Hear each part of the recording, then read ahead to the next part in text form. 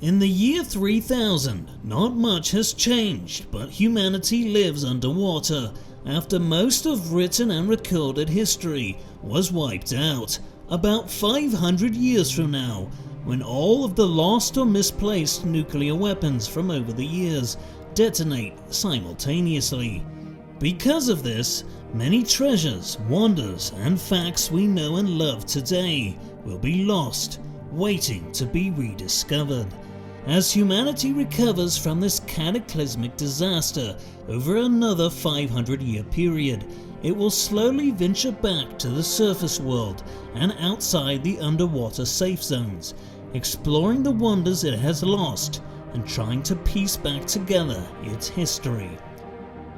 One of these wonders will inevitably be Disney World, which, when taken out of context, will undoubtedly puzzle future archaeologists and historians.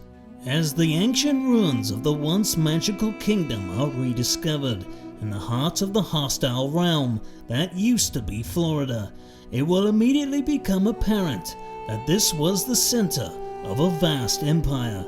The excavation of other existing Disney parks from around the world and the recovery of thousands and thousands of Disney artifacts will point archaeologists to conclude that this was once an ancient society that spanned from the eastern shores of Asia through much of the southern continental United States and Western Europe, with a global trade network that touched every corner of the earth.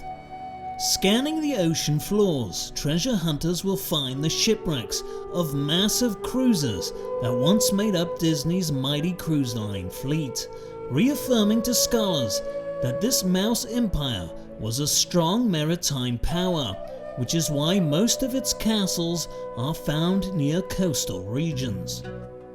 Recovered merchandise and statues of Mickey Mouse at the parks will lead anthropologists and historians to believe that this was a monotheistic society centered on the worship of some sort of rat being. Perhaps the strained existing historical record during this period will have archaeologists conclude that following the bubonic plague, humans began worshipping rats out of the fear of annihilation. With the further discovery of statues of Walt Disney holding Mickey's hand and the several artifacts surrounding the mystery of the Disney princesses, the political structure of this Mouse Empire will quickly become apparent. It would appear that it first started off as a patriarchal dictatorship, with the first dictator frequently portraying himself as a friend of the divine rat in order to legitimize his rule. Then at some point, the society slowly transitioned to a matriarchal monarchy with a series of highly celebrated queens and princesses at its helm that ensured a period of prosperity for many years. The art portraying some of these princess rulers in 2D and others in 3D will be defined as a classical renaissance in the Rat Empire's glorious history. Once the excavation of Epcot begins, experts will marvel at the remains of the geodesic sphere, which will appear so complex in its design that historians will doubt it was ever built by humans.